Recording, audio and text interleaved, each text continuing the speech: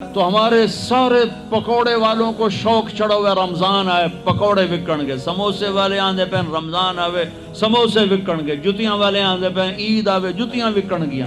وہ کسی کو یہ شوق ہی نہیں کہ بخشش ہوگی، اللہ راضی ہوگا، جنت ملے گی، اللہ کی محبت میں بھوک لگے گی، اللہ کے عشق میں پیاس لگے گی۔ وہ بھوک اور پیاس کی جو تڑپ اور کسک ہے، پھر ہم ہاتھ اٹھا کے اللہ سے مانگیں گے، ہم کہیں گے یا اللہ، تو عرش کے دروازوں تک میری پکار جائے گی، ساتوں آسمان میری پکار سے گونج اٹھیں گے۔ مجھے یقین ہے کہ میرا اللہ کہتا ہے، میرا نبی فرماتے ہیں کہ اللہ رمضان میں سارے آسمان کے فرشتوں سے فرماتا ہے روزے رکھنے والوں کی دعا پر آمین کہو۔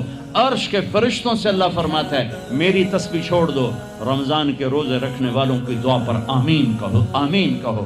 عرش فرش میں گونج اٹھتی ہیں میری دعائیں، میری صدائیں، میرے نوحے، میرے گریے ہلا دیتے ہیں۔ اگر بھوک پیاس میں مزے آ رہے ہوں کہ واہ یا اللہ تو نے کہا تھا نا، دیکھ میں بھوک سے بیٹھا ہوں۔ اس لیے افطار کے وقت دعا کیوں قبول ہے؟ افطار کے وقت کھانا سامنے ہے، پانی سامنے ہے، اور آواز کان لگے ہوئے ہیں سائرن کی آواز پر، تو اللہ کہتا ہے یہ فرشتہ، یہ میرے بندے، کھانا بھی سامنے ہے، پانی بھی سامنے، یہ کیوں نہیں کھا رہے، یہ کیوں نہیں پی رہے؟ بولو کہ یا اللہ تیری محبت، میری محبت، چلو تم گواہ رہو، میں نے معاف کیا، چل میرا بندہ مانگ، کھانے سے پہلے مانگ۔ وہ وقت مانگنے کا ہوتا ہے، پکوڑے کھانا نہیں ہوتا، سموسے دکھانا نہیں ہوتا۔ سموسے، پکوڑے، کچوریاں، سیون اپ، جام شیری، روح افزا، 500 چیزاں تو اندر پا لیندے ہو، سارے روزے دی تباہی پھیر کے رکھ دیتے۔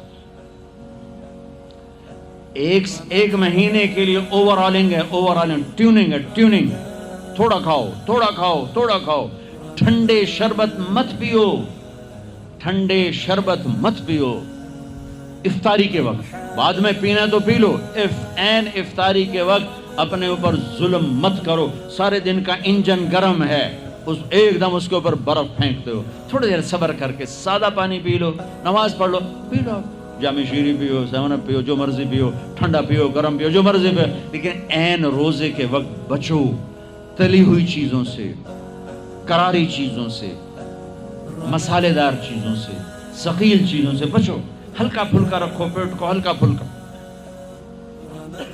تاکہ روزے کا مقصد حاصل ہو کہ جسم پاک ہو، غلاظتوں سے، گندگیوں سے پاک ہو، صاف ہو۔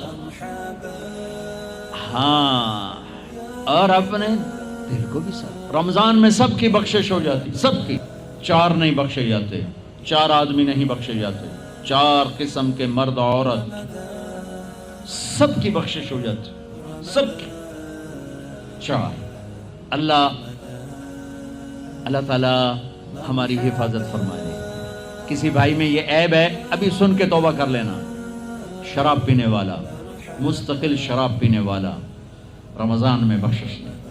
ماں باپ کا نافرمان، ماں باپ کا نافرمان، بخشش۔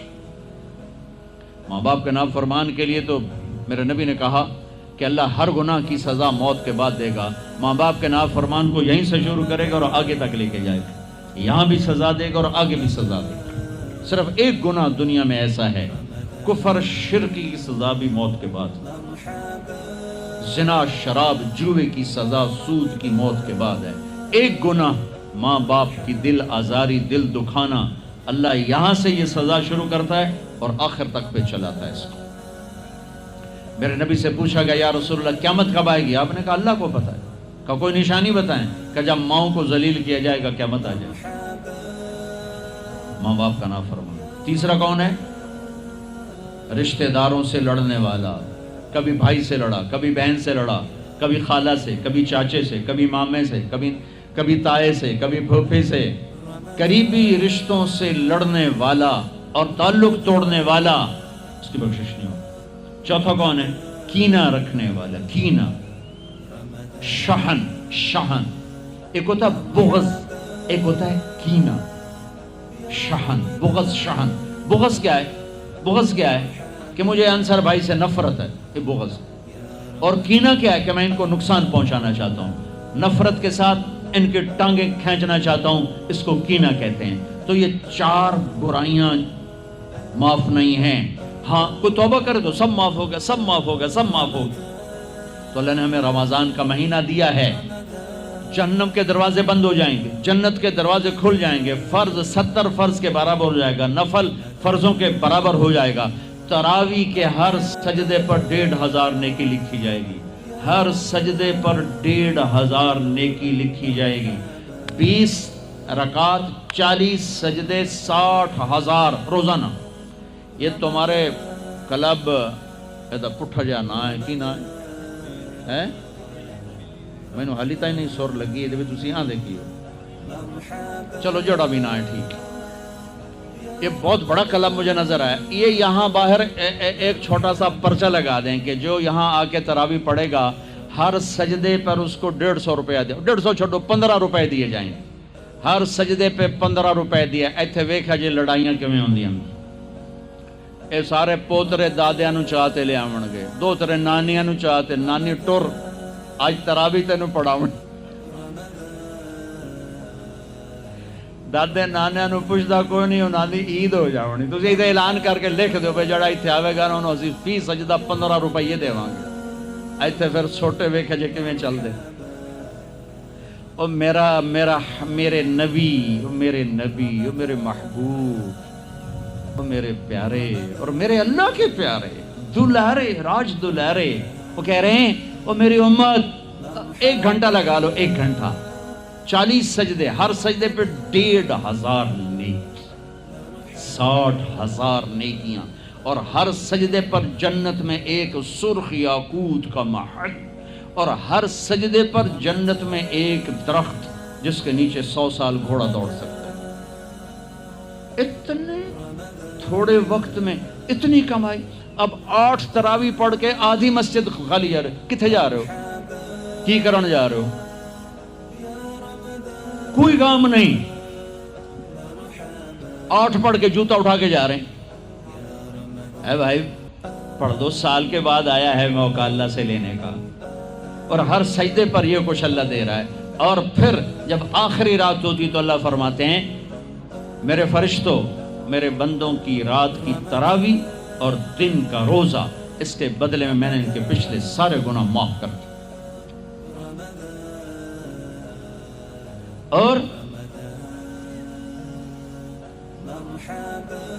آسمان پہ ایک فرشتہ اعلان کرتا ہے یا باغ الخیر ابشر و اقبل، اے بھلائی کے چاہنے والے آگے بڑھ خوشخبری ہو، اور اے برائی کے کرنے والے بس کر اور واپس ہو. اور اللہ کا عرش مستقل پہلے آسمان پہ آ جاتا ہے. عرفات کے دن صرف عرفہ کے دن پہلے آسمان پر، لیکن رمضان میں پورا رمضان عرش پہلے آسمان پر. اور میرے اللہ کا اعلان ہے کوئی بخشش چاہنے والا، ہے کوئی توبہ کرنے والا، ہے کوئی رزق لینے والا، ہے کوئی سوال کرنے والا، ہے کوئی دنیا اور آخرت کی حاجت لینے والا، ہے کوئی مانگنے والا. ہر وقت اللہ کی طرف سے اعلان ہوتا ہے اس مہینے کو بناؤ، دنیا کماؤ، حلال کمانا. کوئی میں تو ویسے مذاقن کہہ رہا ہوں، ہر ایک دنیا کمانا کوئی منع تھوڑا ہی، حلال کمانا کوئی منع تھوڑا ہی ہے. لیکن ایسی کمائی میں نہ لگو کہ روزے پہ زد پڑے، تراویح پہ زد پڑے، تلاوت پہ زد پڑے. میرے نبی پاک صلی اللہ تعالی علیہ وسلم رمضان میں قرآن کی تلاوت بڑھا دیتے تھے. قرآن رمضان کا سب سے بڑا وظیفہ، جی کوئی وظیفہ دسو، کوئی وظیفہ دسو. لوگ پوچھتے ہیں جی رمضان کا کوئی خاص وظیفہ بتا رہا ہوں. رمضان کا خاص وظیفہ قرآن کی تلاوت، رمضان کا خاص وظیفہ قرآن کی تلاوت، قرآن کی تلاوت، قرآن کی تلاوت. جتنا پڑھ سکتے ہو پڑھتے جاؤ، پڑھتے جاؤ، پڑھتے جاؤ، پڑھتے جاؤ. میرا ایک ساتھی ہے مولوی ثناء اللہ، وہ ایک دن میں پورا قرآن ختم کرتا ہے. ایک دن میں پورا قرآن، ایک دن میں پورا قرآن. پورے رمضان میں 30 قرآن ختم کر دیتے. سوائے اس کے بیمار ہو جائے تو کوئی بیمار ہو جائے تو 10 پارے، ورنہ پورا قرآن رمضان، قرآن پورا قرآن. تو چلو ہم پورا قرآن نہیں پڑھتے، کچھ تو پڑھو. سارے سال نہیں پڑھا، کچھ تو پڑھو. رمضان کا وظیفہ قرآن کی تلاوت، رمضان کی تسبیح قرآن کی تلاوت، رمضان کی خدمت. روزے افطار کرواؤ، سحری کھلاؤ، افطاری کراؤ، غریبوں کو مدد کرو، زکوٰۃ دو، اپنے مزدوروں سے کام تھوڑا لو، گھر کے نوکروں سے کام تھوڑا لو. اور رمضان کی سب سے بڑی بات، آپس میں بغض سے دل صاف کرو.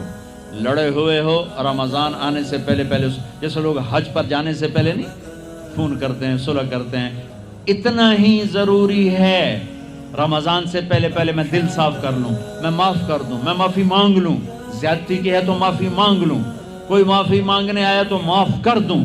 میرا دل صاف ہو، کسی سے بغض نہ ہو، کسی سے کینہ نہ ہو، کسی کا حسد نہ ہو، کسی سے رنجش نہ ہو. دل صاف کرو. صاف دل اللہ کا عرش بن جاتا ہے، اللہ کا عرش بن جاتا ہے، اللہ کا عرش بن جاتا ہے.